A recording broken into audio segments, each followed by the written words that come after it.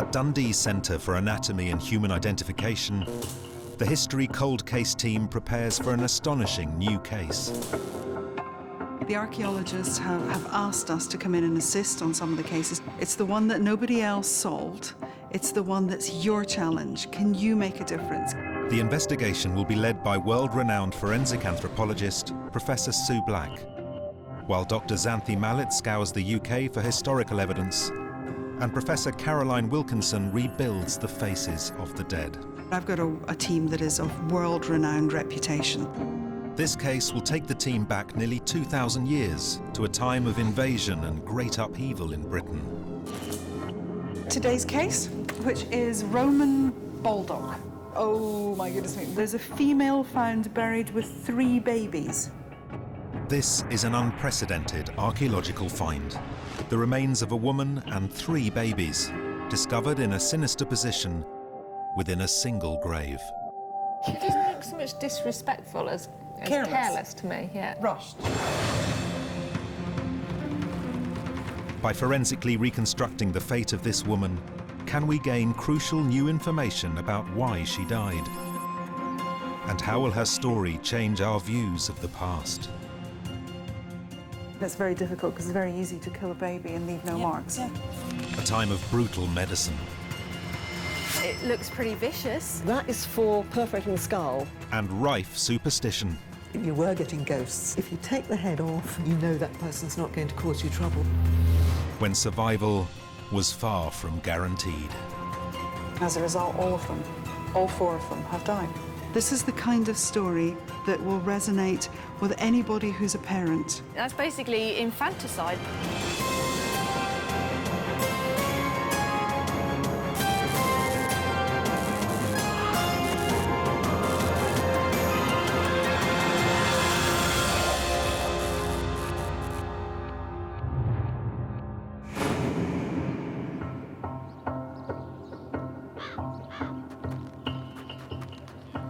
The History Cold Case team has come to Baldock, a Hertfordshire commuter town with a hidden past. They set up their mobile forensic lab on Clothall Common, where people have lived for over 5,000 years.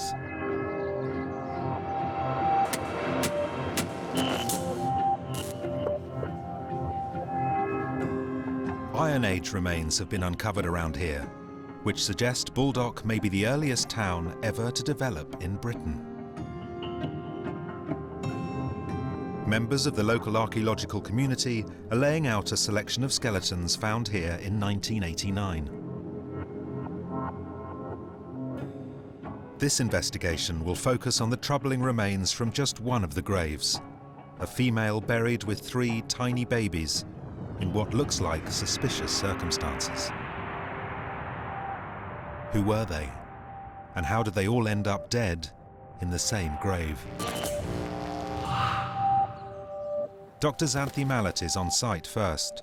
She meets archaeologist Keith Fitzpatrick Matthews, who supervised excavations of the area and called in the History Cold Case team. There's actually a late Roman cemetery under the tent. There's a temple over there, more burials over there. So we're really in a necropolis almost.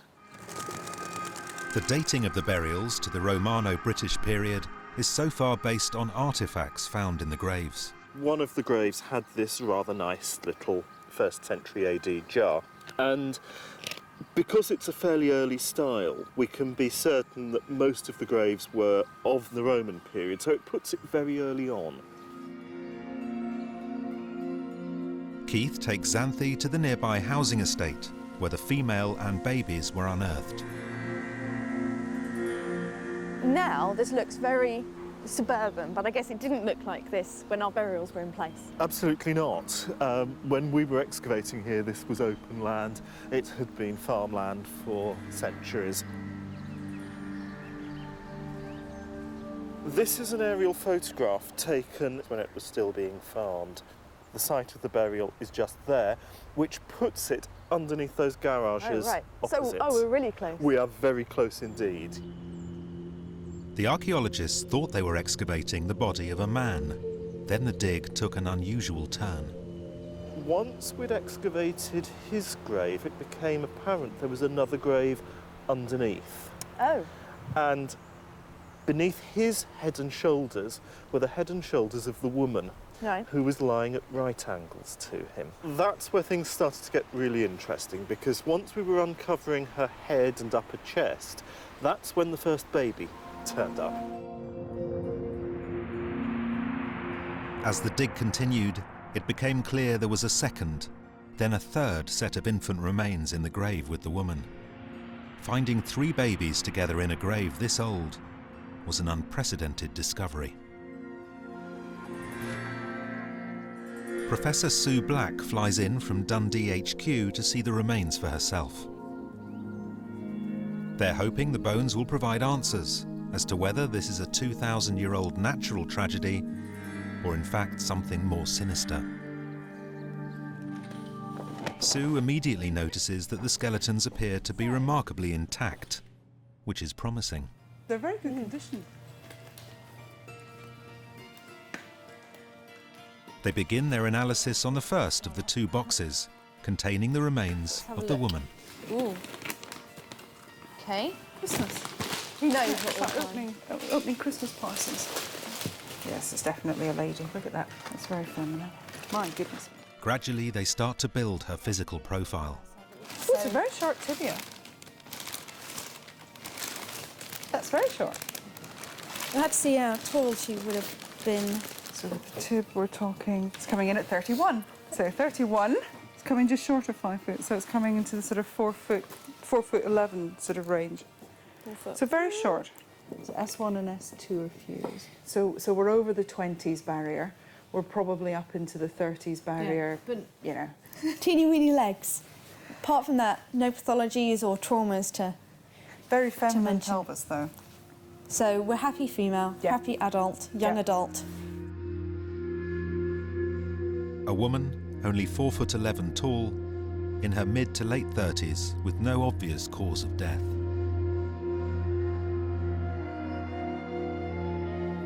Then there are the extraordinary remains of the first baby.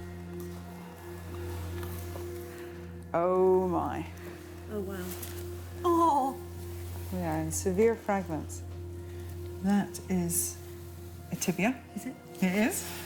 I'll take your word for it. Thank you. That is a... It looks like humerus. It's very difficult to tell. These are vertebrae. Look at those. Aren't those beautiful? It's like, you know that game of jacks you used to play? Yeah. That's exactly what they look like when they're like this. So cute, aren't they? Look at this. Reading bones this small and this old is incredibly difficult. And there is a second tiny skeleton. That says 7683. Oh, there's a lot less of this by the looks of it.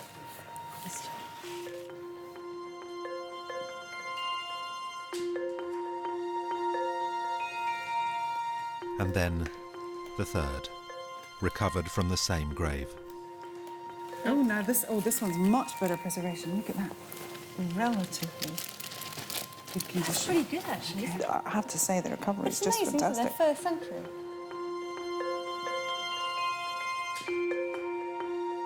Although Sue is a world authority on juvenile anthropology, she has never faced a challenge like this before.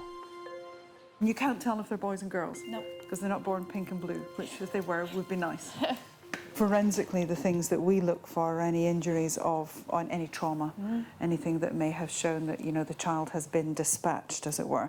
But again, it's very difficult because it's very easy to kill a baby and leave no marks. Yeah.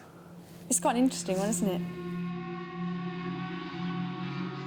Who was this woman? Are these her babies? And if so, why would a mother and all 3 babies end up dead and buried together? The team will need to gather every bit of forensic evidence they can muster to prove exactly what happened here.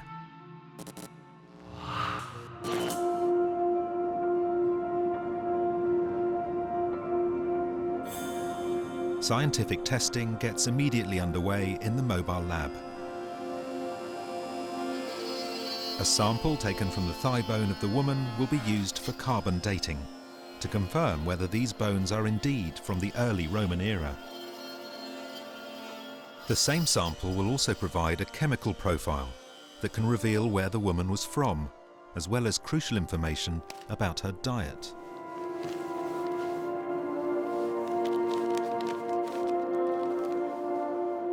And adult and baby bones are also sent for DNA testing. The only way we're ever going to really know whether these individuals are related is if we can extract any DNA. They're in a good condition, but they're not in a perfect condition. So I think we have to be realistic that it's possible we might not get DNA samples from them. But if we do, confirming that the DNA of all 3 babies matches would be fantastic. Matching it to what we think is a female skeleton would be even better. Alongside rebuilding the woman's face, this battery of tests will help create a profile of her in life that will be crucial in cracking this mysterious case. There are so many questions to be answered in this case. Who was she? Why was she buried in that way?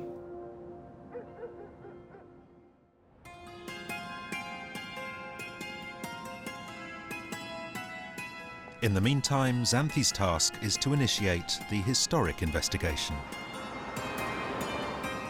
If our woman lived and died in Baldock nearly 2,000 years ago, what kind of town could it have been? She meets up with Dr. Jeremy Taylor, an expert on Romano-British history. So we're looking at kind of 1st century Baldock. What would it have been like? Bit of a Wild West town. Oh, yeah, really? Certainly at that particular point, yeah. Probably were. Because until they settled down and local government was organised in towns like this, you know, these places, the rules are changing very, very rapidly, and civil government is only becoming re-established in the aftermath of the conquest. So thinking about it, you know, as if we can see Roman Baldock in front of us, what kind of people are using it in 1st century? They're a magnet for people from all walks of life who are coming as traders, artisans, craftsmen, following in the wake of the Roman army and Roman administration, hoping to make a living. So she could have been from anywhere, doing anything, in essence, then? Pretty much, yeah. It's not what Xanthi wanted to hear. Although our woman could have been a local Celt, she could also have been a Roman from literally anywhere across the empire. The isotope results will hopefully help to pin this down. None of Baldock's Roman buildings remain. But below the surface of this football pitch are the foundations of what was once a huge temple in the centre of town. Oh, excellent. Oh, look at that. On excavations of temple sites, we find chickens being sacrificed, but also sheep, sometimes large pig. mouths, then. Oh yeah, certainly animals, you know, can be. Sheep and goat certainly are sacrificed. This is a centre of religious life here. People come from the local area, but also people who are travelling on the Roman road between the major cities are also going to be stopping here. There's a good chance then that the woman that we're looking at would have actually visited this site. I think it's very likely that she would have come here at some point. That's exciting. Baldock in the 1st century was clearly a volatile place, rife with religious superstition and clashing cultures.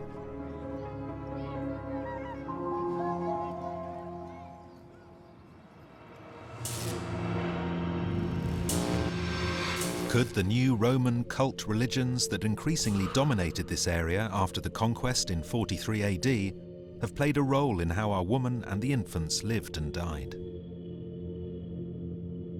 First, the team needs to find out whether she even lived during this period.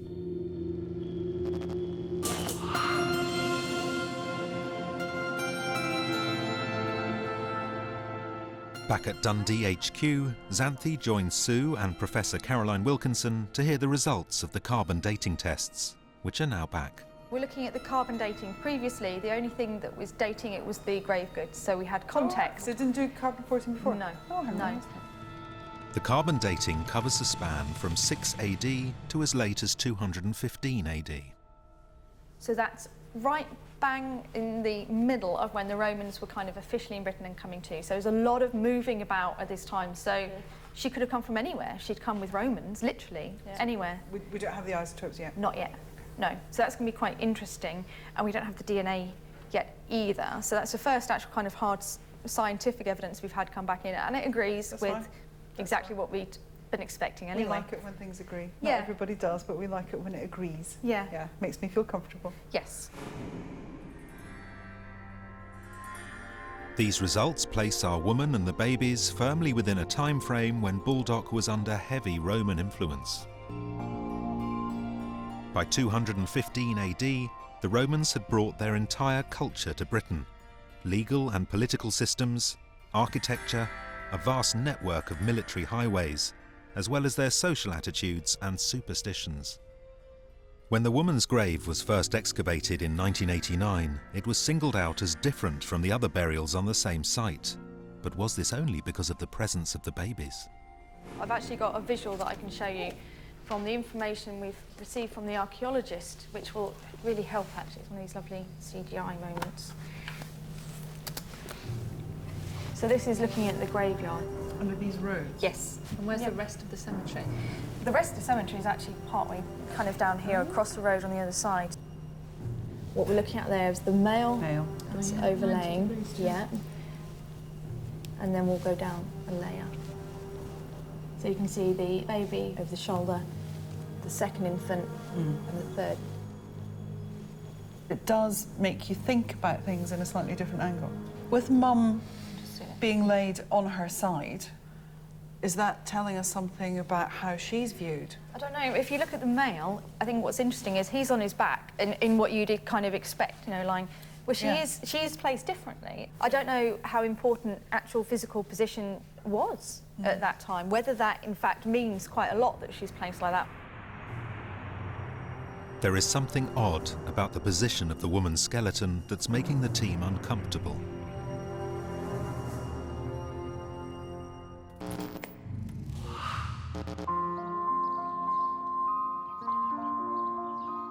Xanthi returns to Baldock to discuss the burial site in more detail with archaeologist Keith.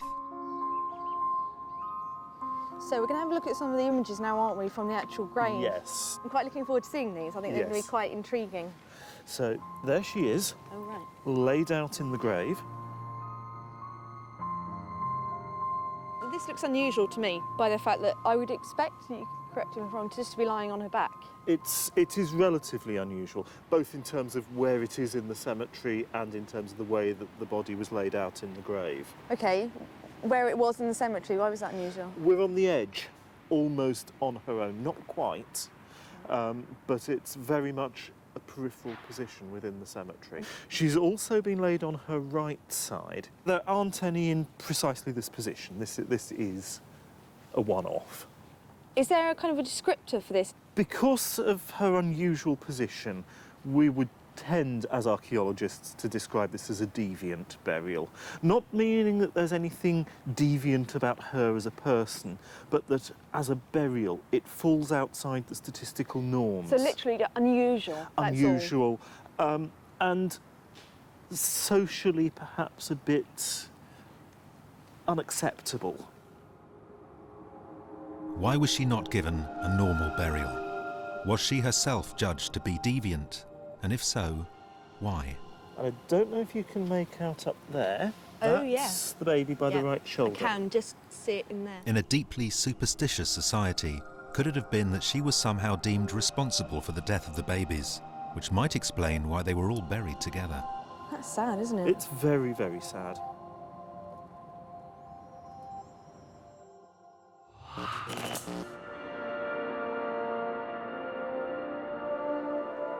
A key part of the woman's physical profile will be provided by Caroline's facial reconstruction. Quite a strong brow for a woman. And the good news is we've got some nasal bones, which means that we can predict how much her nose projects. There we go, so that fits there between the orbits. Caroline always begins with a close examination of the skull parts, especially complex in this case, given how old and fragmentary the bones are. It's quite useful to be able to slot some of the pieces together before we scan them. When you do it by hand, you can feel how they slot together as well as see. The mandible is quite square chin, square jaw, so quite a masculine-looking woman, not typically female. She captures the fractured pieces using a 3D laser scanner, as the skull will be reassembled in the computer. It will take several weeks to bring the face of this woman back into view. But will it turn out to be the face of a social outcast?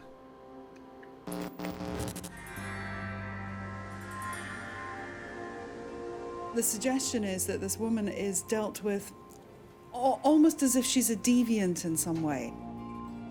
Is that supporting the suggestion that perhaps they're outsiders? The whole thing just smacks of a bit of disrespect. And I guess in today's society, I don't quite understand why that should be.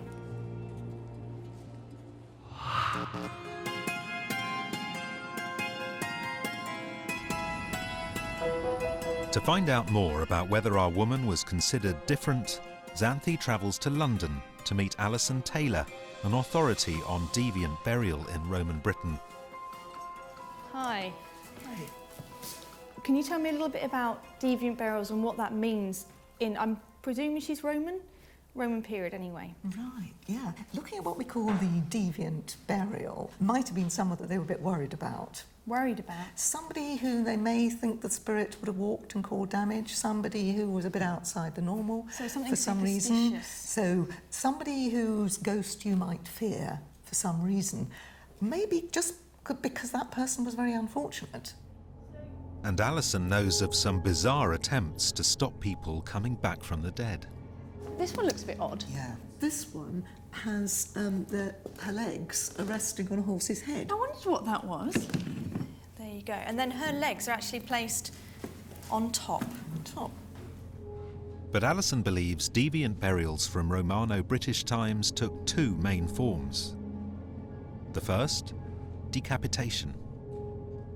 Quite a number of people did lose their head.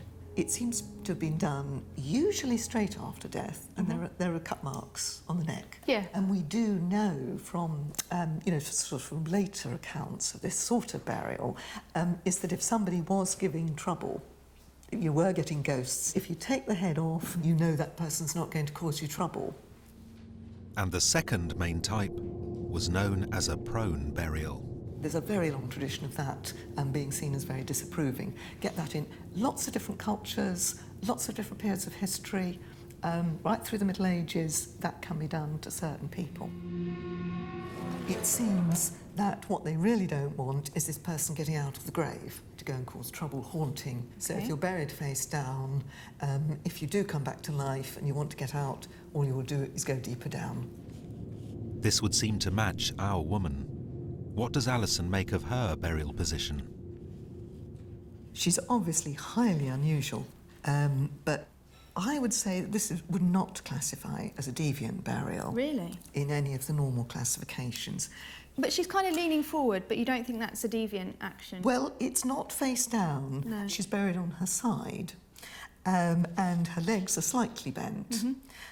I think she is simply buried in what was almost a comfortable sleeping position. Surprisingly, Alison actually thinks this is the normal burial of a heavily pregnant woman. She's just laid in the ground in the most comfortable position. I think you couldn't have buried her face down. No. If she was heavily pregnant, it doesn't bear thinking about. It was probably the most practical, easy and traditional way of treating her. Alison believes our woman was probably not an outcast. She was buried on her side, with all the respect afforded a pregnant woman. But this is the first historical evidence that a pregnancy may have been involved, and none of the babies appeared to be inside the woman. So was she pregnant or not?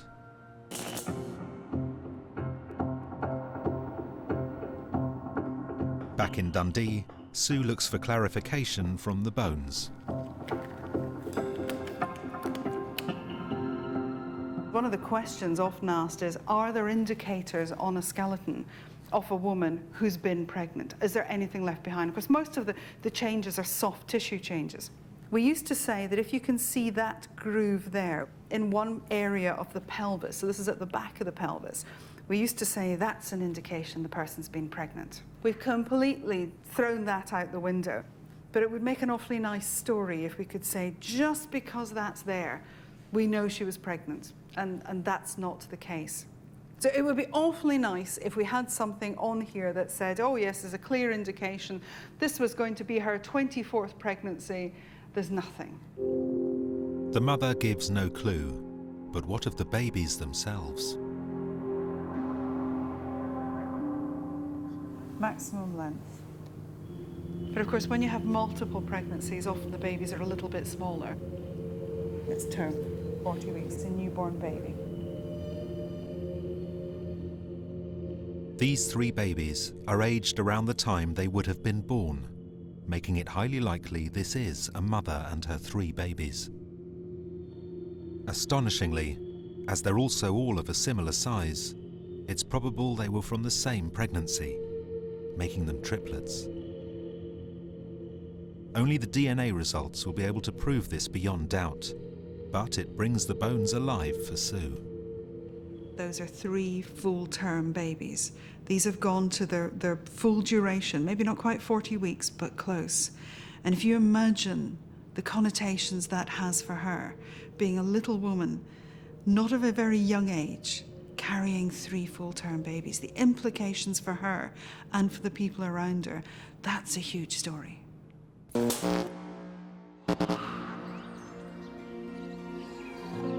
It's a crucial turn in the investigation.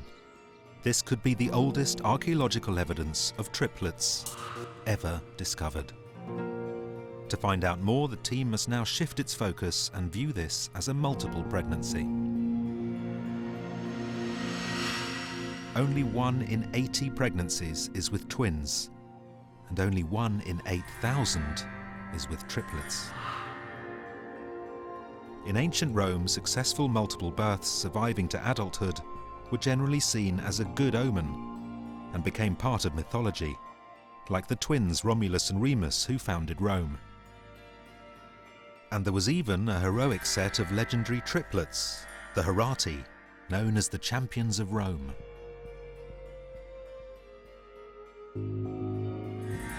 But what were the chances of our mother giving birth successfully to triplets in Roman Britain nearly 2,000 years ago? How were women treated in difficult childbirths in that time? How did they deal with that? What was the mechanism? What was the medical background available to help her? Was there anything, or was she just on her own?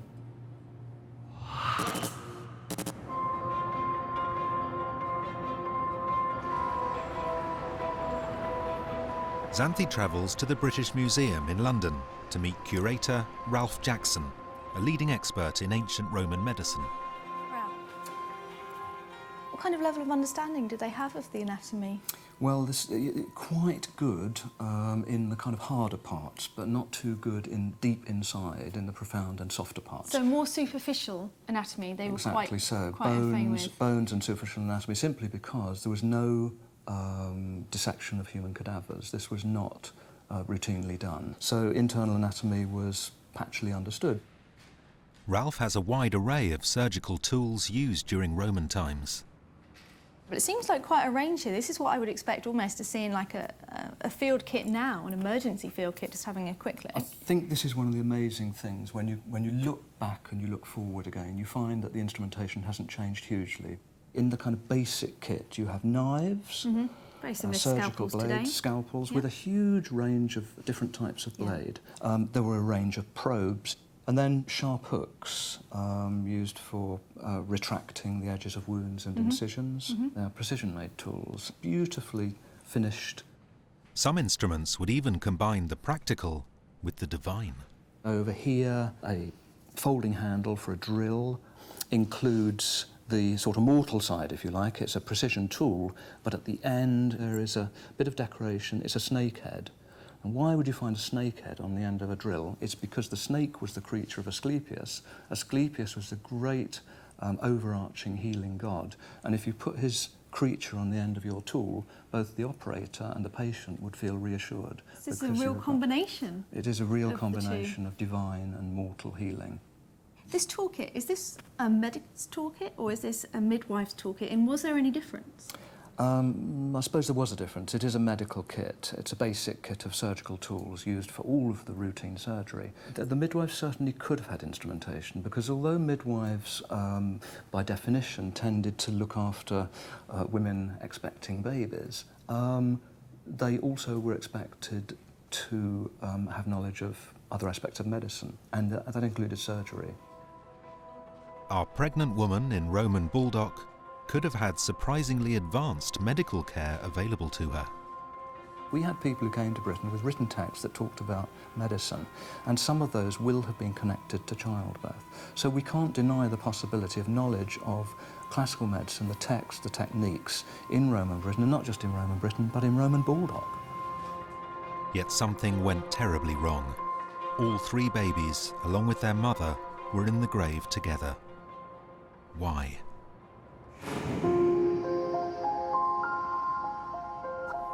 In Dundee, Caroline has now reassembled the skull of our 4'11" woman.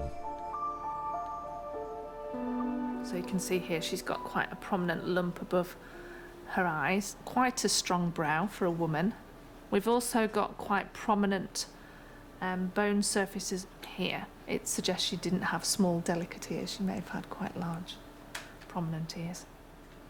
I think she might have an interesting face, but I wouldn't go as far as to say she's going to be unattractive. I think that might be a bit harsh. With the skull reassembled, only the green areas are missing, which can be estimated by mirroring the opposite side. So what effect would pregnancy have on the woman's face? Well, often when women are pregnant, they become fuller of face, and usually later in the pregnancy it's more noticeable. But that's based on contemporary pregnant faces, and obviously we're well fed and pampered in relation to people from this period of time. So I don't know how much of an effect her pregnancy would have had on her face. If the isotope results come back that she was well nourished, then it raises the question of why a healthy, pregnant woman would end up dead, along with all 3 babies. The team now hunts for clues in the baby's burial positions. See the larger baby that was... When excavated, 1 baby was found underneath the woman, 1 between her legs, and 1 near her shoulder. It doesn't look so much disrespectful as Careless. to me, yeah. Rushed, careless. Oh, I don't know. I just don't like that. I don't like a baby up on her shoulder, because you wouldn't bury somebody with a baby there. No. You just wouldn't. I think that's an afterthought. It's just an odd placement. One of the babies was found at her shoulder, and I don't quite understand why you would do that. You would think if you were burying a mother with her baby, it might be across her chest, it might be in her arms. There's almost an element of discarding. Is there a cause of death that could explain why all 3 babies ended up dead and appear to be almost discarded?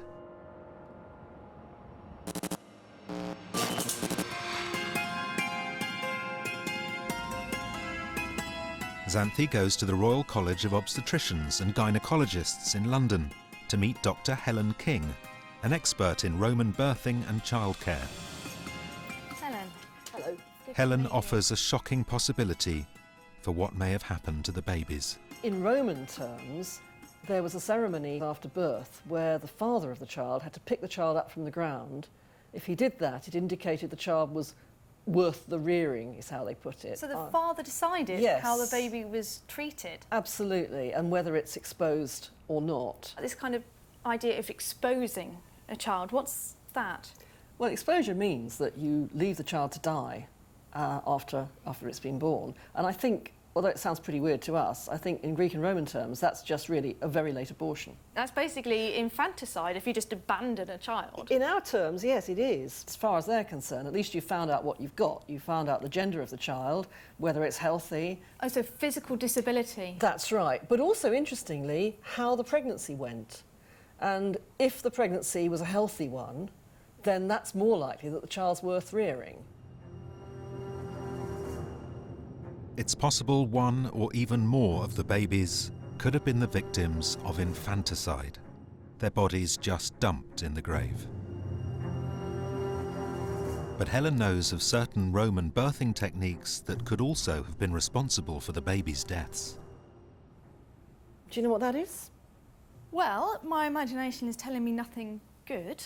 It looks pretty vicious. It's vicious. That is for perforating the skull. To kill the baby. It would kill the baby, certainly, but it would also release the material inside the skull. And what you're trying to do is reduce the contents of the skull. So you'd kind of pierce the skull through the little soft part, kind of mash the brain around. That's the sort of thing. To break it down, so the baby would pass out more easily. So with a head presentation where the head's got stuck, it's just a very large head. This is what you would do. That's what you'd use, absolutely. So basically there's no chance of a baby surviving with that one? No, but there is a chance the mother would survive, whereas if you left the baby there... The mother's going to die? Certainty, yeah. yes, okay. Exactly. And then there are these, you know what that is? I do. Oh, go on then. This would go in through the same soft area on the top of the head and basically hook the baby out, wouldn't it? That's pretty well it. Or you could also do it through the eye cavity. So or any through the orifice. Mouth. Yes, anything you can grab, really. Yeah, depending on... To pull. Yeah, exactly. That's pretty nasty, isn't it? I mean... Well, it is, but if the alternative is the woman's going to die, then this could be a lifesaver. This baby here, this is actually where the head's been left behind. Oh, nice. And you're grabbing into the mouth and then exerting traction from there. So this is where it's gone wrong at this stage. It's gone terribly wrong. Fragmentation and they're literally just extracting what's left of the baby. Yes, exactly. It's a great image, though. But we do know that the Romans had access to texts which talked about using hooks to extract babies that are in a difficult position. So if she does come from a Roman background or has access to Roman help, she could possibly have had that sort of instrumental interference in her delivery. Are there any signs of intervention in our case that would indicate midwives had to deal with a difficult birth? In Dundee, the bones of the 3 babies and the woman are put through a CT scanner. This will look outside and inside the bones to reveal damage that can't be detected just with physical examination.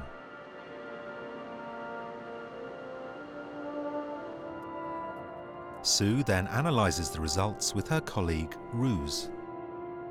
First, they look at the female's scans. The pelvis is like a basin, and it's a basin that's wide at the top and narrow at the bottom. What we haven't got intact is the bottom end. I don't think there's enough. So she's not going to tell us. The female's bones are strong and healthy, but show no signs of intervention. What of the babies? But you see, the trouble is there's no skull there. There's really nothing. It's tantalising, isn't it? There's nothing that suggests really there's anything going on there. We can't tell from this that she's had any obstetric assistance of any kind. Again, there are no marks on the bones to indicate use of Roman instruments or medical assistance. There's no evidence on the remains of the babies of trauma of any kind that might be associated with somebody trying to assist the birthing process.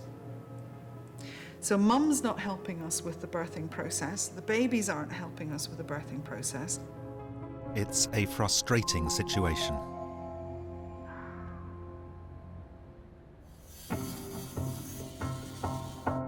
But can the woman's remains help to shed light on this in another way?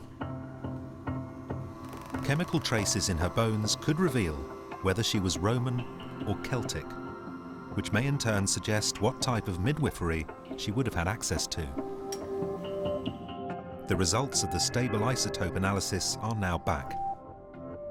We don't know the genetic relationship yet. We're kind of obviously postulating the babies are hers. But I do have the isotopic results. So it's going to tell us about their diet, their provenance. So this is really all hinging on, are they Roman or are they local or what? Because that's going to have a massive impact on the whole case. Her diet is standard terrestrial, very low marine, which is exactly what you'd expect for around that area. So it's unexciting, but it does pin it down. A mixed diet. Yeah, of presumably with bit of marine, yeah. bit of fish, bit of grain. Yeah, but mostly like the grain element, very minimal kind of marine. In terms of where she came from, geographical banding is looking at southern England and through to the central western area. Again, it corresponds with Bulldog. So in terms of diet and provenancing, she's local. If our woman was from a local tribe without access to Roman medicine, it was far more likely she would have had to try and give birth without intervention.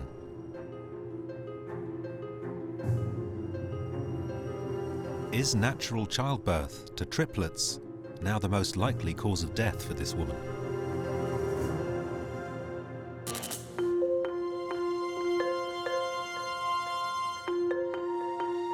To find out just how dangerous it is to try and give birth to triplets naturally, Xanthi goes to Queen Charlotte's Maternity Hospital in London, which deals with more multiple births than anywhere else in the country.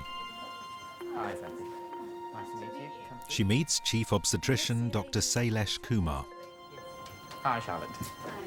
This is Xanthi. Hello, lovely to meet you. I think we're here today because you're having a scan, because you've got 3, aren't you? Yeah, triplets. That's right. Yes, we're going just to check the growth of the babies. Dr. Kumar is performing a health check on Mother Charlotte, heavily pregnant with her own triplets.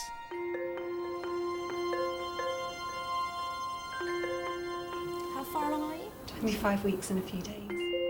Triplets grow at the same rate as a single baby, putting much more pressure on the womb. Do they kind of fight for space? I know they kick each other. So this little one weighs about 753 grams. And all the measurements are equivalent to about 25.5 weeks, so pretty much spot on. One of Charlotte's babies is in breech position, meaning feet or bottom down, a much more difficult position to give birth to a baby. How normal is this in triplet childbirth? Is that what you'd expect with triplets, is one Yes. being breech? Yeah. It would be unusual for all 3 babies to be head down, because there's a limited amount of space within the uterus. So frequently you get one baby head down, the other baby lying across, perhaps the third baby in a breech position. So carrying triplets, you'd never give birth naturally? Well, you never say never, but it would be highly unusual these days to deliver vaginally. It's too dangerous? Yes. Yeah. Charlotte's triplets are progressing nicely, but there will be major medical intervention, including a caesarean section to help her give birth. All 3 babies seem to be doing well, Charlotte. And I'll just let you listen to baby's heart rate. But what of our mother and her 3 full-term babies 2,000 years ago in Romano-Britain?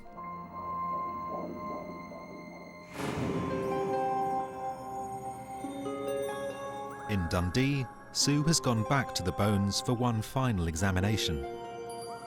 One of the babies becoming stuck in the birth canal, known as breech position, is the biggest threat to life in triple births. Yet, according to their positions in the grave, none of our babies were found in the birth canal. So the overlays that Xanth showed us in the briefing that came from the archaeologist are here, and if we just have a quick look at those. This is Mum laid out in the burial outline. If you put the babies then, the rough position of the babies, the first one is sitting here towards her shoulder. The second baby is sitting down in here, between her thighs, a quite unusual place to find a baby. Quite difficult to explain what that's about. But critically, Sue now believes the position of the second baby, previously thought to have been born and outside the mother, is misleading. Now, if this baby is found outside Mum's cavity, you have to say, well, was the baby born? And not necessarily. Because if what happens, Mum dies while baby is still trying to be born, then obviously that baby stays within the pelvic canal, within the birth canal. As mum decomposes, inside her gut, she creates a lot of gas. And the lot of gas inside her actually causes a rise in pressure inside her abdomen. And she can expel the baby after she's dead because of the rise in gases. But because the baby's decomposing as well, it's much easier now for it to get through the birth canal as well. So that this found outside mum doesn't mean that when she died, it was outside mum. If the baby was stuck in the birth canal, only to be expelled through what's called a coffin birth, this could explain how that baby and the mother died. And there's another revelation. Sue believes that baby number 3 was not found merely under the mother, it was still in the womb when it died. This little person here, nobody ever knew it existed. Because this one was still waiting to be born. This one was still in the queue. This is their secret child. She wouldn't have known it was there. We're the only ones that know that this baby existed. And the breech birth that killed the mother and 2 of the babies could also have indirectly led to the death of the baby that was born, found on the mother's shoulder. She'd already had one of the babies. That baby would have survived her. But of course, if there isn't anyone to feed that baby, then that could have been an extra problem. But also babies who aren't with mum are in a very, very dangerous position. Even if this baby was born alive, without its mother, perhaps the odds were against its survival, which might explain why it too ended up in the grave along with its siblings. So all 4 deaths could have come from one breech birth. And Sue has an astonishing X-ray from the 1950s that graphically illustrates exactly how a breech birth could have had such fatal consequences. It's a full-term fetus. So there's the baby's head. There's the baby's vertebral column coming down there. There's its leg, or one of its legs, sitting up there with a foot up here. Babies don't bend well in the middle, they really don't. That width isn't going to go through there. There's no space in there. And there isn't, and that's just with one that's gone to full term. Now you imagine you've given birth to one already, head down and off it's gone. You've still got this one in here in this kind of a position, and there's a third one in line still waiting to come out. Well, she's not going to do it. So that she's going to spend 2-3 days in labour, desperately trying to push out, getting weaker and weaker the whole time. And eventually she's going to die. And as a result, all of them, all 4 of them, have died. It's a tragic scenario. But until the DNA shows beyond doubt that the babies actually belong to the woman, it remains unproven.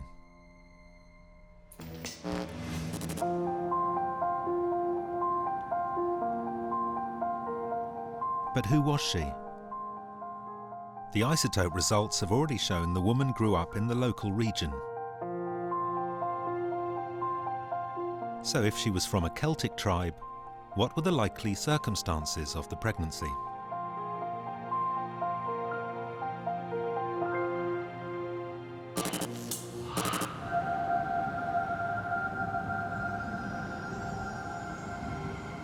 Xanthi goes to the bathhouse at Segadunum near Newcastle to meet historian Lindsay Allison-Jones, an expert on the lives of women in Romano-Britain. The tribe local to Baldock were called the Catabalani, and there is evidence of how women from this tribe may have lived, including a surprising array of birth control options. Oh, it's vinegar. It is, and that, if you soak sheep's wool in vinegar and use it as a vaginal pessary. Would it have worked? That would have worked, yes. It wouldn't have smelt very nice. No, it wouldn't, but perhaps slightly better would be the olive oil and this, which is alum. What's this? Oh, this is a mineral which would have been ground up and used as a paste within a pessary. If you'd stuck to it, if you'd made sure that you were using it properly and you always did it, then it would have worked. According to Lindsay, these techniques and the fact that our woman was in her late 30s make her pregnancy unlikely to be a mistake. Do you think the woman in Baldock would have been married then? Oh yes, most people would have been married. Celtic law saw a marriage between a man and a woman as a partnership, and that they would go through life as life partners. Well, that's very romantic, isn't it? You kind of imagine they would have had loads of children and running around everywhere. No, what is very interesting about life in Roman Britain is that the evidence suggests that they are controlling the size of their families, and most families are having just 2, max 3 children. Would it have been a shock, do you think, because she's that much older to be a mother? It is quite late to be having children in the Roman period, and it may be that this is the result of a second marriage, because second marriages were quite common. But who might she have been married to? Surprisingly, Lindsay thinks it could have been the man buried just above her. The fact that they're actually one on top of the other at right angles and very closely aligned, I suspect, suggests that this is her husband who knows exactly where his wife is buried and wants to be with her. So it wouldn't have been an accident that somebody would have been buried above her? I don't think it was, no. It's a real surprise. Was this man her husband and the father of the children? For Sue, it's an intriguing possibility. Is he involved with her? Does he have any relationship to her at all? We don't know. But what we can do, if we're lucky, is get enough DNA out of that material that says, can we match DNA? And we're back to paternity testing again. Gosh, you know, we're in the news with paternity testing right now. So, you know, here we go, Roman paternity testing. Could he have been Dad? A bone sample from the male was also sent for DNA testing.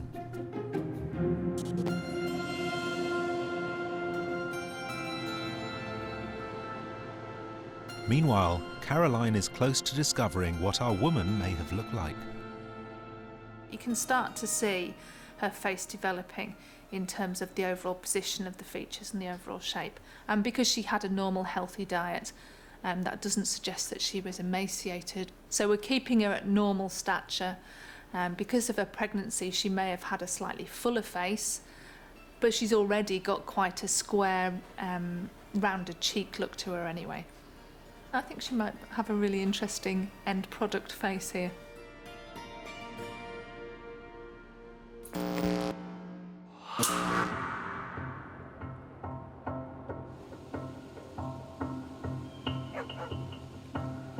The case is now reaching a close, with only the key DNA results still to come. The team goes back to where the bones were found in Baldock to reveal the details of their investigation to the local community. Keen to hear their findings are those who originally excavated the site, experts who have assisted the team, and members of the local community. It's going to be really interesting to find out the results of the scientific tests. It's quite exciting because we've never had anything like this done with the stuff from Baldock before. Often, as an archaeologist, when you look at skeletons, you do dehumanise them. So having the facial reconstruction is really an important thing. To me, this is absolutely what the fusion of history and science and archaeology and medical history and literary studies is all about. This is where it's at. The nightmare scenario would be discovering that the mother isn't the mother of the triplets. Feel free, come and have a look. What you're looking at is special. In fact, it is unique. And we've been very privileged to be allowed to look at these remains. We think we've got some very interesting information to tell you.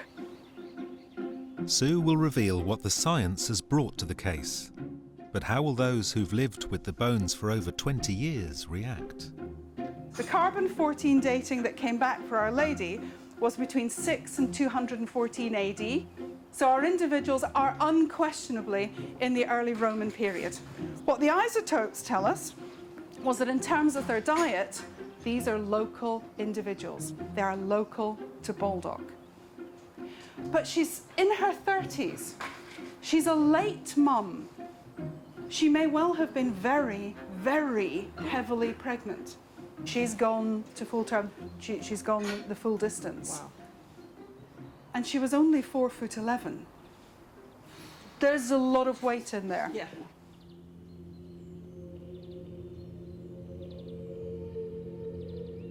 But what of the DNA? Will these final scientific results prove a familial link between the woman and the babies? There's good news and there's bad with DNA. I have to admit, looking at the quality of this, we said on the day, chances of getting DNA out of this are extremely slim, which just shows how much we don't know. The DNA from baby 2 matches with the DNA from baby 3, which matches with mum. We couldn't get any DNA out of baby 1, which is just so unfair. But what's the chance that that baby doesn't belong? It's highly unlikely. It's got to belong to her. The woman was indeed the mother of the babies, but was the man the father? So, paternity testing? Couldn't get any DNA out of it. I'm so sorry. It's a remarkable story of a mother's struggle to give birth to triplets 2,000 years ago. It's about the journey that she has gone through in an event that most of us take for granted will result in something that is terribly happy and terribly natural and will be just fine at the end because that's what we're used to. Her story isn't quite as successful, but it is incredibly important. Finally, it falls to Caroline to reveal the mother's face.